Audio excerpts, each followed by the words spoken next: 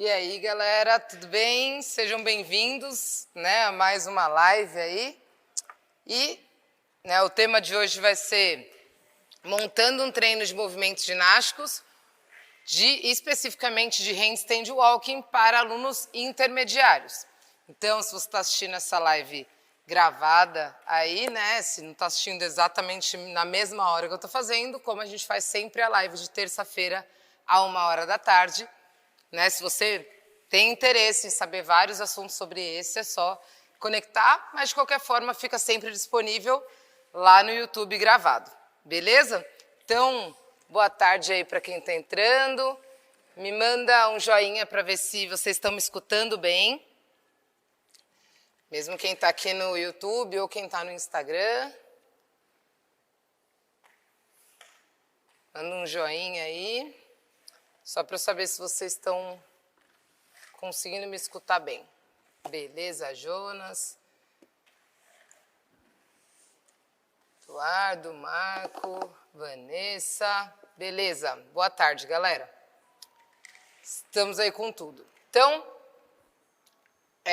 primeira live do ano, Então, esse ano vai ser um ano que a gente já tem que pensar, falei até no meu stories hoje, de programar treino, como se planejar para montar os treinos, para fazer as periodizações. Eu sei que tem muita gente com dificuldade disso, então tem alguns conteúdos desse lá no YouTube ou até aqui no Instagram também. Então, se você tem interesse aí e não deu um Netflix lá no meu YouTube, é só ir lá e que a gente fala sobre vários assuntos, principalmente sobre periodização de treino e também montagem de treino, que é o que a gente está falando aqui hoje, tá? Especificamente hoje do handstand walking, certo? Para alunos intermediários. Então, eu vou falar sobre aulas individuais, como montar essas aulas individuais, ou seja, para consultoria online e também para personal training, por exemplo, mas também para as aulas coletivas, ou seja ela workshop, seja ela a parte técnica dos nossos odds, ou também da parte aí, como se fossem as aulas específicas de ginástica também, que alguns boxes já procuram por isso, ou até alguns alunos meus aqui já estão começando a introduzir essas aulas específicas de ginástica aí nos boxes, beleza? Então, primeiro eu vou falar tudo sobre as aulas individuais e depois, no final da aula, eu vou falar sobre como fazer isso para aulas coletivas, tá bom?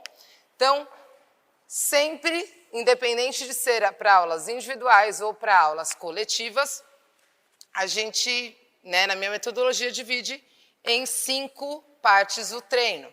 Então, a primeira parte é mobilidade, a segunda parte é ativação, a terceira parte, fortalecimento de core, a quarta parte, educativos e rendimento.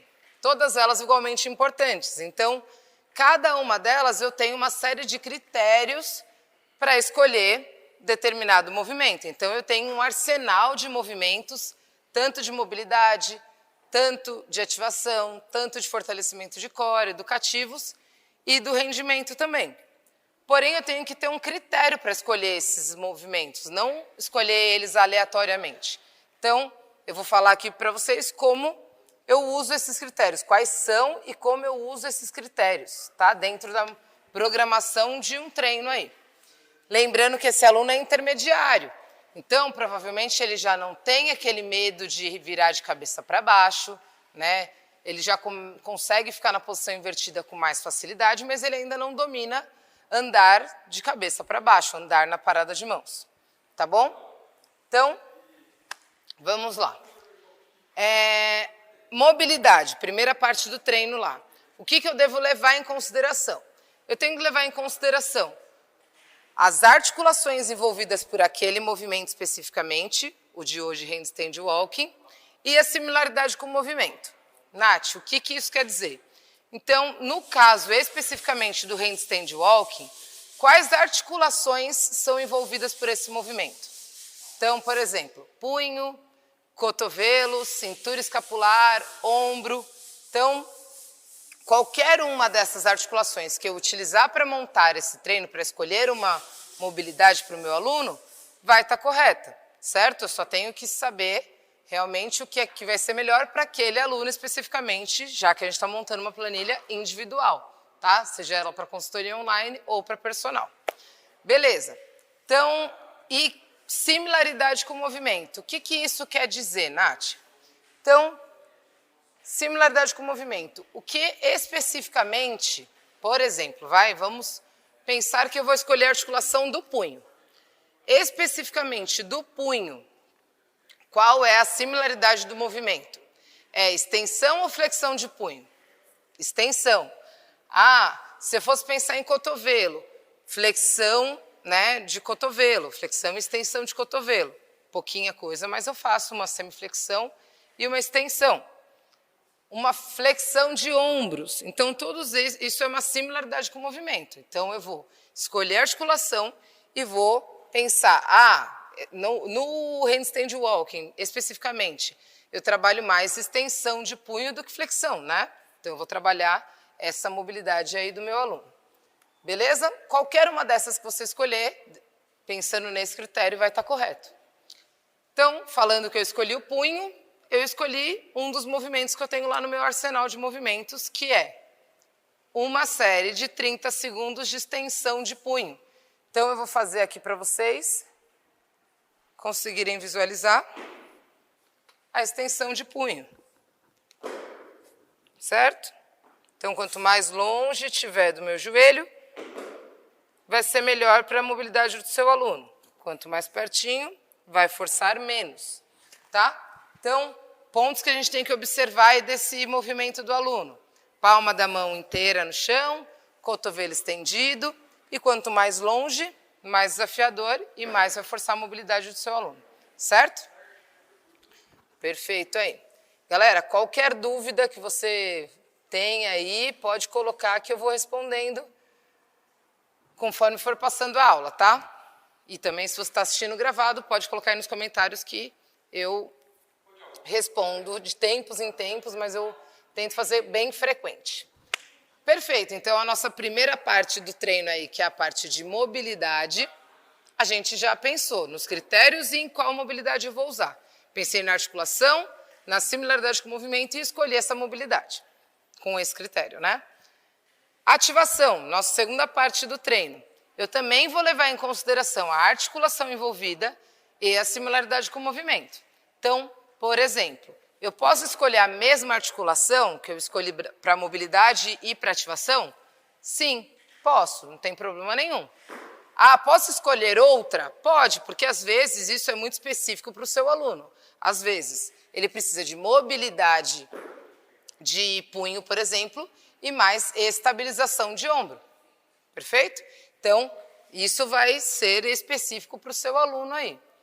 No meu caso aqui, eu escolhi de novo o punho, tá bom? Então, esse meu aluno imaginário aí, ele tem problema de mobilidade, mas ele também ele sente muita dor, então ele precisa fortalecer esse punho aí. Beleza?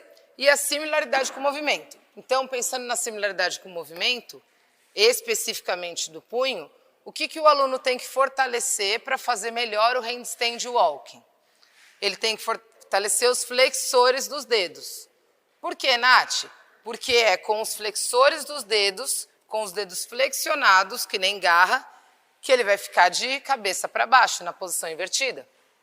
Correto? Então, é isso que a gente tem que melhorar aí na parte de ativação desse aluno. Então, escolhendo o movimento, escolhi a articulação e a similaridade com o movimento. Eu vou pensar em fortalecer os flexores. De que forma? Fazendo 2 séries de 10, palma da mão para cima e fazendo uma flexão e extensão. 2 séries de 10.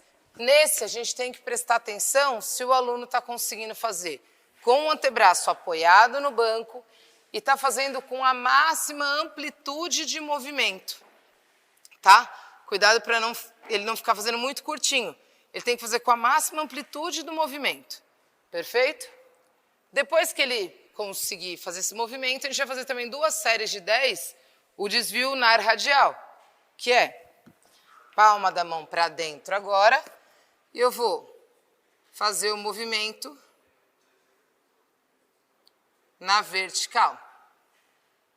Também, prestando atenção para esse meu aluno, fazer com o máximo de amplitude necessário, tá? Aqui eu estou fazendo com um dumbbell de 5 quilos, mas isso pode ser dumbbell de 10, depende muito da força aí já específica que o seu aluno tenha para esse movimento. Beleza, 2 partes do nosso treino já foi. Agora a gente entra em fortalecimento de core. No fortalecimento de core eu passo para todos os movimentos, tá? Isso é uma dúvida que as pessoas têm. Às vezes, no movimento de pistol, no movimento de box jump, eu passo fortalecimento de core, tá bom?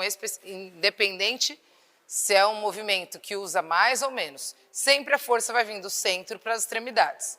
Então, a função dessa parte no treino é já educar o meu aluno a entender que a força sempre vai vir do centro para as extremidades, do campo de força dele para fora. E ele vai tendo uma consciência de como ele vai contrair o abdômen durante o movimento. Tem muito aluno que não tem consciência dessa contração. A gente fala para contrair o abdômen e ele acaba contraindo o glúteo, ou estufando a barriga, ou até consegue contrair, mas não consegue respirar. Então, com isso, nessa parte do treino que a gente vai trazer essa consciência corporal para ele, não só fortalecimentos também. Se o aluno não consegue fazer uma canoinha bem feita, como que ele vai fazer isso suspenso? Tá? Se ele não consegue fazer isso no chão, como vai fazê-la suspenso? Não tem como, tá bom? Ele não tem ainda a consciência necessária para fazer o movimento. Beleza, então ele precisa. Qual que é o critério que a gente vai escolher para escolher o melhor core para esse movimento especificamente?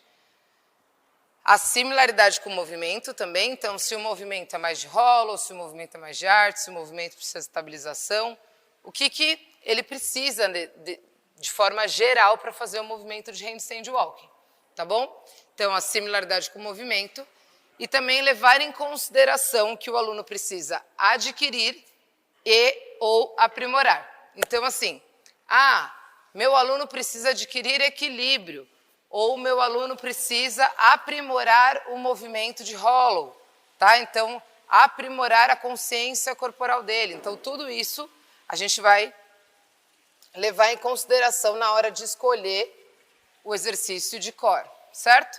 Então, o primeiro exercício de core que eu escolhi... Nath, tem que ser esses? Não, tem mais 1 bilhão, tá? Mas a gente pensa no melhor que ele pode ser para esse movimento específico. Não precisa ser exatamente esse mesmo, porque tem um monte de outros que também poderiam estar aí nessa parte do treino, tá bom? Seriam tão bons quanto. Primeiro, 3 séries de 10 metros de prancha walking. Então, a gente vai fazer o movimento da prancha sem deixar o nosso aluno subir o quadril e vai caminhar na prancha empurrando o solo. Daqui, ó.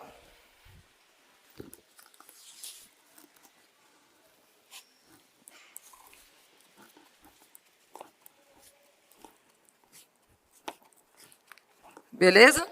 Então, pontos que a gente tem que observar isso. O aluno está com o peito fechado, se ele consegue manter o movimento de prancha, contraindo o glúteo, travando o abdômen e respirando ao mesmo tempo, porque às vezes o aluno está tão preocupado em contrair o abdômen que ele acaba esquecendo de respirar, certo? Então a gente tem que prestar atenção nessa parte também aí do aluno, certo?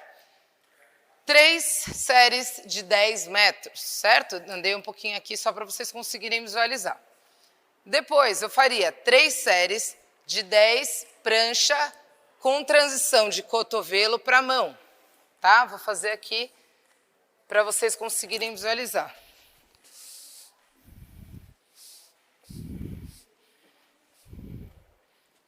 Fico numa prancha com cotovelo e aí faço a transição para a mão.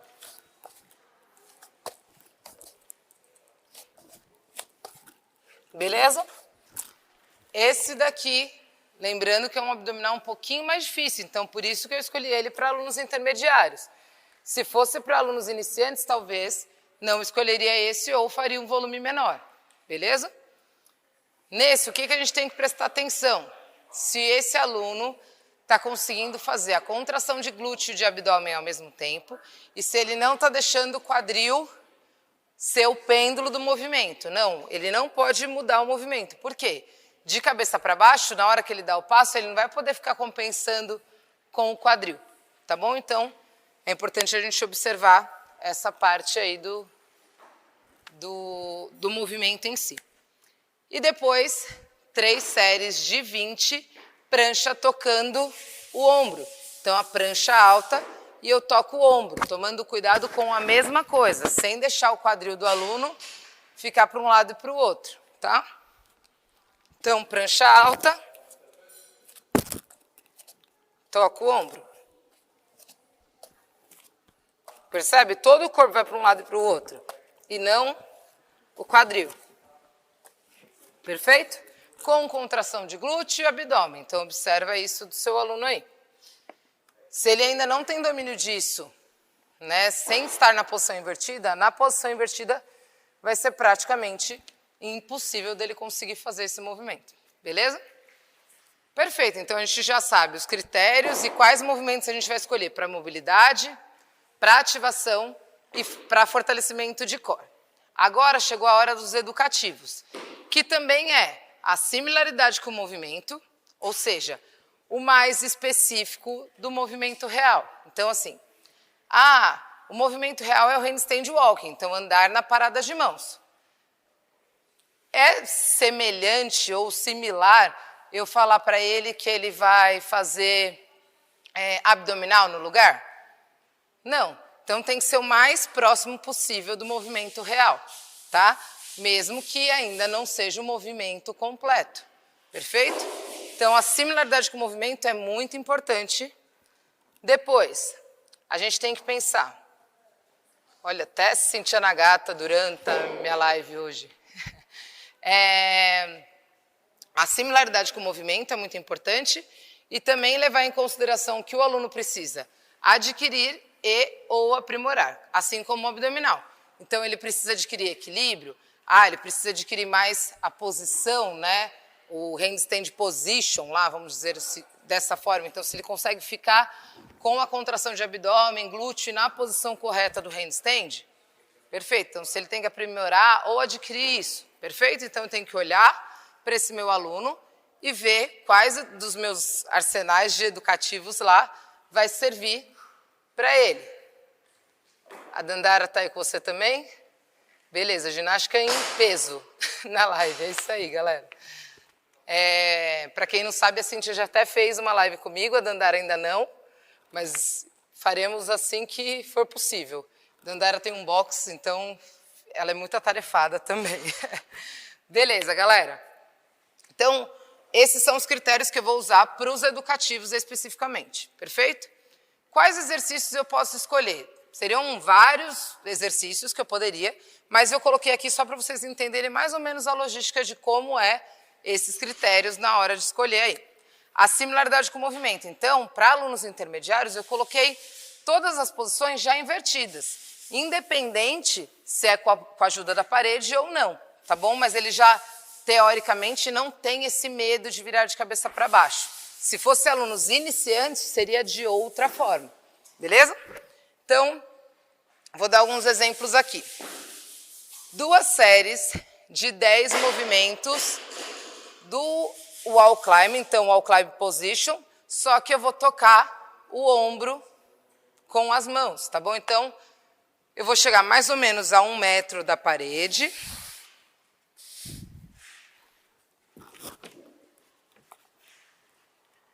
Ombros na direção das mãos e eu vou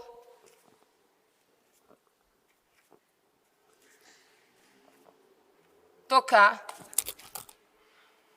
o meu ombro lá com as mãos, tá bom? Então, para os meus alunos, o que eu tenho que levar em consideração aí? O que eu tenho que prestar atenção para ver se ele está fazendo o movimento correto? Primeiro, se ele está em posição de hollow. Então, se ele está com o glúteo contraído, abdômen contraído, empurrando o chão com o peitoral fechado, tá bom? Não adianta ele estar conseguindo tocar o ombro e não estar conseguindo manter essa posição, perfeito? Então, 2 sériezinhas de 10 repetições desse movimento. Depois, 2 séries de 10, a mesma coisa, só que agora eu vou ficar de costas para a parede. Então, não no wall climber, e sim na posição real do handstand, lá na parede. Então, mantendo a mesma posição.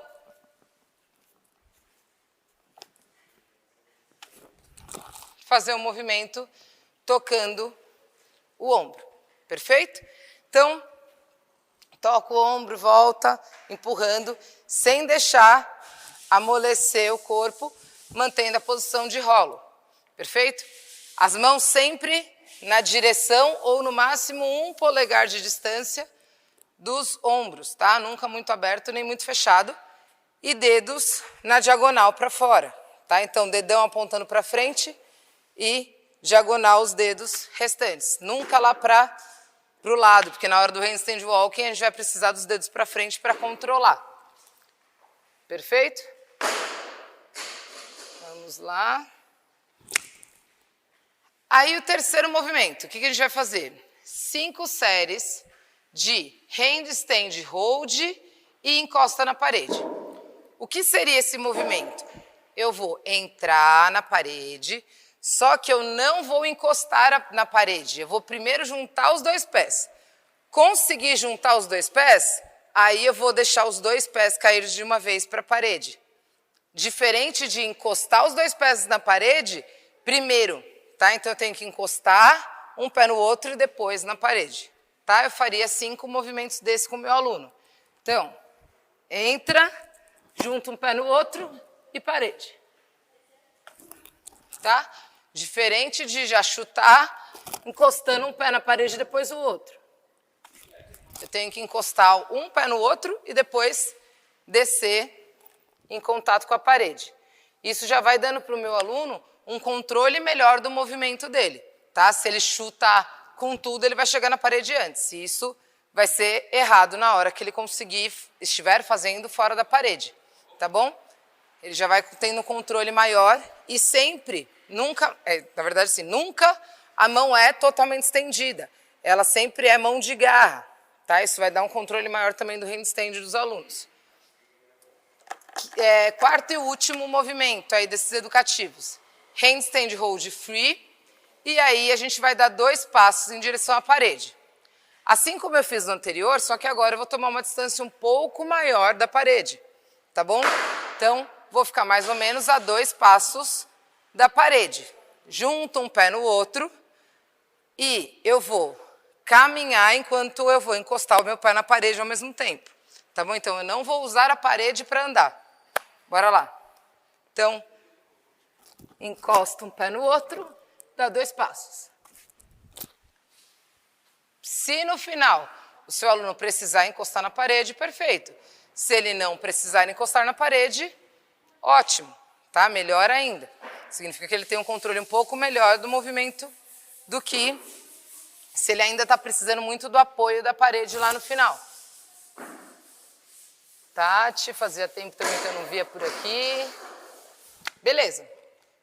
Então, lembrando que esse aluno que a gente está falando, para esses educativos, é um aluno que já é intermediário. Então, ele já passou pela base do processo de fazer, da aprendizagem de headstand, né? Então, primeiro o handstand lá com a cabeça. Depois, o headstand hold lá na parede com apoio ou com a caixa. E agora ele está começando a ficar mais livre, tá? Se eu passar isso para um aluno iniciante, não vai dar certo. Perfeito. Aí, ainda continuando, para a gente finalizar essa aula aí. Rendimento, que é a última parte da aula. No rendimento, a gente tem que levar em consideração que o aluno precisa adquirir e ou aprimorar. Então, meu aluno precisa adquirir resistência muscular. Então, eu vou passar um educativo que ajude ele. Ele precisa adquirir mais técnica. Ele precisa adquirir mais volume, mais força, enfim. tá? Então, eu vou ver o que ele precisa adquirir e ou aprimorar e vou utilizar 2 protocolos. Eu uso ou o EMON ou o RM. O EMON, quando eu quero trabalhar mais técnica. E o RM eu uso quando eu quero testar a quantidade de movimentos que o meu aluno faz ou fazer um reteste, para ver se realmente a minha periodização está condizendo com o que eu quero lá naquela parte da periodização. Então, nessa parte da periodização eu quero que o meu aluno conquiste força e eu quero que ele ande daqui até aqui. Esses testes vão me dizendo se eu estou no caminho certo e se está sendo realmente eficaz para o meu aluno esse estímulo. Tá bom? Então, aqui especificamente para esse meu aluno, eu coloquei um EMON de 5 minutos, ou seja, eu quero trabalhar a técnica dele nesses 5 minutos, de 1 metro de handstand walking. Então, pode ser em direção à parede, pode ser livre, isso vai muito do que o aluno conseguir fazer. Precisa ser 1 metro seguido? Não necessariamente. Esse aluno ainda está intermediário, então ele está começando a dar os primeiros passinhos, mas ainda não se sente confiante em ficar muitas vezes fora da parede, tá bom? Então, é importante aí ou 1 metro ou 10 passos, igual eu fiz aqui, de 2 em 2, por exemplo, tá bom? Perfeito, então a gente falou tudo sobre aulas individuais. Nath, beleza, aula individual eu já entendi, consegui assimilar o movimento, tudo que eu tenho que assimilar aí para eu passar para o meu aluno. E para aulas coletivas, o que eu faço? Que é um pouco mais difícil, porque na aula coletiva você tem, na mesma aula, alunos iniciantes, alunos intermediários e alunos avançados. Alunos avançados não necessariamente são alunos que já fazem crossfit ou cross-training há muito tempo. Às vezes você vai pegar um ex-ginasta que ele já nesse movimento é avançado, tá? Então, o que vai determinar se o aluno é avançado, intermediário ou avançado é o movimento, tá? Não se ele já está há muito tempo dentro de um box ou não. Beleza, então como eu tenho esses 3 perfis de aluno dentro de uma aula só, como eu vou conduzir essa aula para não ficar desmotivante para alguém e também não ficar desafiador, tá? Então eu tenho que deixar desafiador e motivacional para a pessoa que está aprendendo. Tá? Ela querer fazer aquilo, tá? E não ficar lá no cantinho vendo e batendo palma para quem já sabe fazer. Beleza? O negócio é incluir e não excluir, né? Então, na parte de mobilidade e na parte de aquecimento, seria basicamente introduzir o que a gente fez na parte de mobilidade e na parte de ativação, ou até colocar um de core, tá? Então, por exemplo, aqui, a parte de mobilidade lá dos treinos, normalmente os treinos de crossfit eles são divididos entre, na maioria dos casos, tá? Mobilidade, técnica, mobilidade não, aquecimento, técnica e WOD. Normalmente, na maioria dos boxes é isso. Tem alguns boxes que usam, por exemplo, aqui na Kahui que a gente usa. Mobilidade, depois aquecimento, depois técnica, depois força e depois WOD, certo? Mas se você não tem tudo isso no seu box, você pode juntar. Então, a parte de mobilidade e a parte de ativação e de core dentro do aquecimento. Então, aqui no meu, eu usei a parte de extensão de punho, que foi aquele movimento que eu passei primeiro, igualzinho para aulas individuais, tá bom? Então, extensão de punho, pode ser com band ou sem band. Prancha walking, que é aquela prancha que a gente vai andando, que eu demonstrei no começo da aula também. E a prancha de cotovelo e mão. Então, percebe que eu usei um de mobilidade e o restante de core. Poderia usar o outro do fortalecimento de punho, de ativação? Poderia. Por que é tão importante eu já ativar o neural do meu aluno, já ativar a mobilidade e a ativação dele para o movimento? Porque logo depois da mobilidade do aquecimento, entra a parte técnica. Então, se eu ficar só lá em movimentos que eu vou usar no WOD, eu acabo não preparando o meu aluno para a parte técnica. Percebe? Então, Então, é importante que a parte de mobilidade esteja vinculada com a parte técnica do nosso treino. Primeira parte parte técnica, né? Porque eu divido ela sempre em duas quando eu estou pensando em galera, né? Em aulas coletivas. Então, primeiro, eu faço os educativos com comando, porque assim dá um controle maior da sala, né? Às vezes tem 20, 15, 30 às vezes pessoas fazendo aula, e se eu deixo tudo muito jogado, pode ser que o aluno não faça tão bem quanto se eu estiver lá pertinho dele. Beleza? Então eu faço no comando ou com ajuda, e depois eu programo um EMON para cada um fazer com o seu grau de complexidade, tá bom? Então, por exemplo, eu uso a parte que eu falei sobre ficar no wall climb e tocar o ombro para alunos intermediários. Para alunos iniciantes, eu faria só para eles ficarem parados no wall climb. Percebe, então? Para alunos iniciantes, só a mão no chão, pé lá em cima, travando o abdômen paradinho, certo? 10 segundos. E para alunos que já conseguem encostar a mão no ombro, intermediários, encostar. E para alunos avançados, o que eu faria? Tocar a coxa, tá bom? Então, dessa forma, ficaria desafiador para todo mundo e daria certo. A segunda parte, o segundo educativo, qual que eu usaria? Que é aquele de parada de mãos de frente. Alunos iniciantes, eu faria headstand ou com o pé na caixa. Então, assim, ó.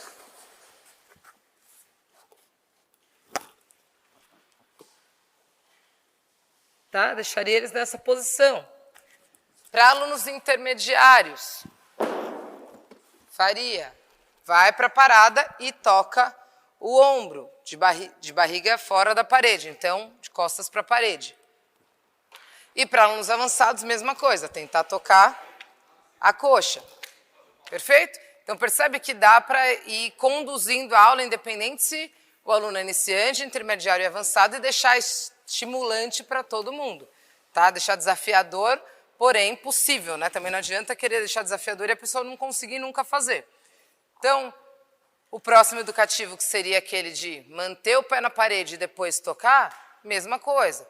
Para quem já consegue fazer o movimento, vai fazer do intermediário. Do iniciante, o que seria? Seria a pessoa deixar um pé aqui na caixa ou no banco, a mão já lá no chão e tentar tocar um pé na parede.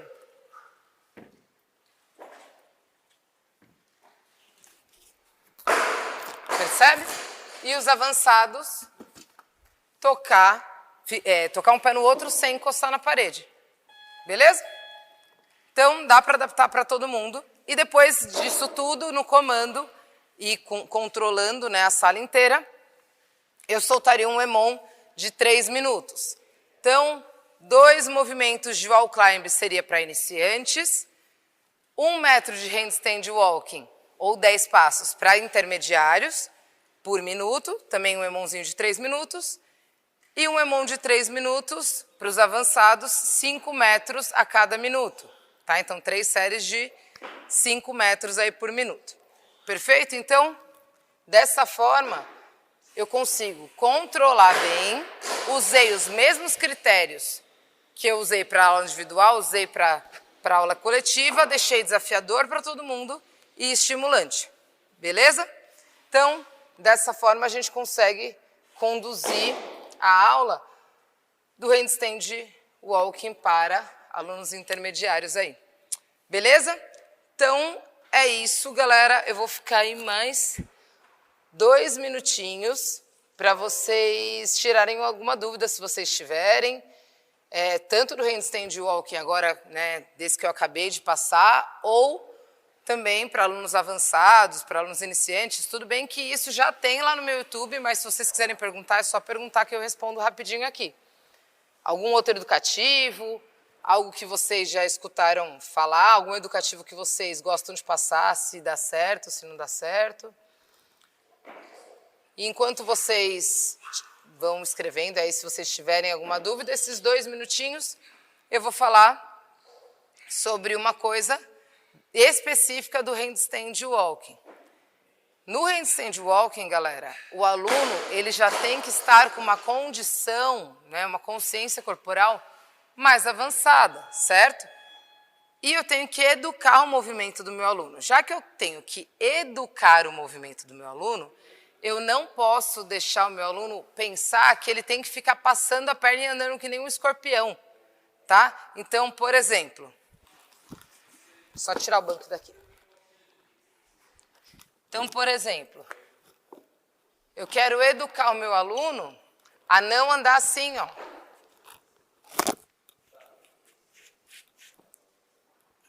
Certo? Então, eu não quero que ele ande que nem um escorpião. Já que eu não quero que ele ande que nem um escorpião, eu tenho que já desde os educativos de base, lá da canoinha do chão, eu tenho que corrigir esse movimento dele. E cada vez que eu corrigir, acentuar aqui, ó, é esse movimento, essa força que você tem que fazer de cabeça para baixo, tá? Porque assim o aluno vai entendendo com mais facilidade. Então eu não posso ficar colocando um PVC, né, lá para ele ficar forçando a encontrar com o PVC, tá? Então esse é um educativo que eu particularmente não gosto e eu não uso na minha metodologia. Por quê? Se você está com o PVC na mão e seu aluno está vindo, se ele for chutar demais, o que você vai fazer? Você está segurando o PVC, tá? Você não vai conseguir segurar a perna dele. Então, se possível, aí uma dica de não usar o PVC para auxiliar no handstand walking. E qual é a melhor forma, então, de ajudar? Sempre de lado. Então, o seu aluno vai entrar aqui na parada de mão, você vai segurar ele de lado e vai conduzindo ele de lado. Por quê? Se você ficar de costas também, você não está vendo o que está acontecendo lá.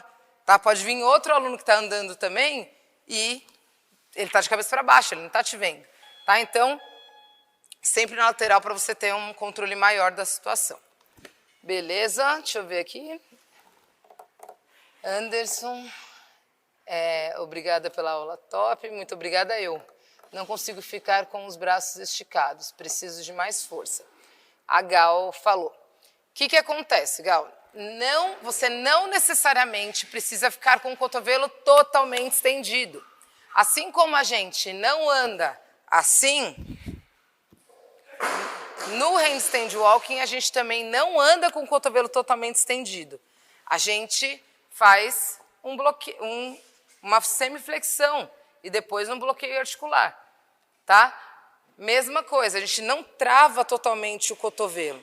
Ele faz uma semiflexãozinha. O importante é que na hora que ele tiver com a mão no chão, ele empurre e estenda o cotovelo. Mas aqui, ó, ele está com o cotovelo flexionado para conseguir passar para a próxima passada, tá bom? Ele não precisa ficar com o cotovelo totalmente estendido. Isso é outra coisa também que as pessoas se confundem na maioria das vezes. Dandiar Araújo. Para qual direção eu devo olhar? Chão ou olhar reto? Olho para o chão e desequilíbrio. O que acontece? Essa pergunta também é bem frequente entre os alunos. Eu devo olhar para a minha mão, só que eu tenho que olhar só com o olho e não com a cabeça inteira. É esse que é o problema. Então, minha cabeça ela fica neutra e eu olho só com o olho. Eu não olho com a cabeça inteira, porque senão o meu peitoral também vai ficar em posição errada, tá bom? Então, sempre como eu costumo falar, com o rabinho de olho só. A gente não olha com a cabeça inteira, tá bom? Então, é isso que a gente tem que tomar cuidado aí com os nossos alunos também. Para não ficar escorpião, tem que entender e contrair a perna. Confere, Nath. Diego, isso é uma série de fatores, na verdade, né? A gente tem que... Por que aquele educativo de entender que um pé encosta no outro antes de encostar na parede é tão importante? Porque eu tenho que entender que o meu ponto de equilíbrio é ali. Eu tenho que pensar que é igual andar normalmente com os pés. Para responder na pergunta já da Dandi do anterior. Quando eu estou andando normal, eu não fico olhando para o meu pé assim. Eu não preciso olhar assim para saber que eu onde eu estou pisando. Então eu olho, mas eu olho com o rabo de olho. Eu olho para frente, deixo a cabeça neutra e olho com o rabo de olho para o chão. Tá? Então é a mesma coisa quando eu estou de cabeça para baixo. E quando eu estou andando normalmente, também eu tenho que pensar que o meu ponto de equilíbrio é esse daqui, ó. Se eu ficar assim, ou assim, ou assim, né, eu também vai ficar mais difícil de andar, certo? Então é a mesma coisa, porque para andar eu tenho que ficar nessa posição, e para andar de cabeça para baixo eu tenho que ficar assim. Entendeu? É a mesma coisa, é a mesma posição, a gente tem que buscar o mesmo ponto de equilíbrio. Verdade, muito obrigado. Então é isso, galera. Qualquer coisa, qualquer dúvida, é só me mandar por direct aí, certo? Então, quem ainda ficou com alguma dúvida, ou às vezes surge a dúvida depois, foi começar a dar aula e teve alguma dúvida, anota lá e depois me manda, certo? E é isso. Valeu, muito obrigada e vamos com tudo para esse ano aí. Estava ouvindo o podcast, o Diego também falou. É isso aí, galera. Então, podcast também, né? De sexta-feira. Então, as lives são de terça-feira a 13h. E o podcast, ele é gravado, mas a gente sempre grava com um pouquinho de antecedência. Que passa, a gente solta lá, cai no ar, de sexta-feira às 15h. Beleza? Então, até a próxima, galera. E fechou.